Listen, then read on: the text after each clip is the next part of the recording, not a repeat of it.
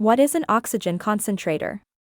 An oxygen concentrator is a medical device that delivers additional oxygen to the patient as needed. The doctor may prescribe one for the patient if he has a health condition that causes his oxygen level to drop too low.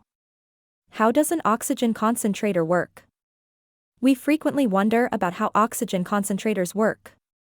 To explain the oxygen concentrator working principle, it draws in air, purifies it, and distributes the new air into the surroundings. Operating principle of oxygen concentrator. These oxygen concentrators use a molecular sieve to adsorb feasts and operate on the principle of rapid-fire pressure swing adsorption of atmospheric nitrogen onto zeolite minerals at high pressure. What's the pressure swing adsorption process (PSA)? The pressure swing adsorption process is a cyclic process that uses beds of solid adsorbent to remove contaminations from the air, and generally produces advanced chastity hydrogen, 99.99 V/V chastity compared with 97 V/V chastity. If you know more, the article visit neutechmedical.com.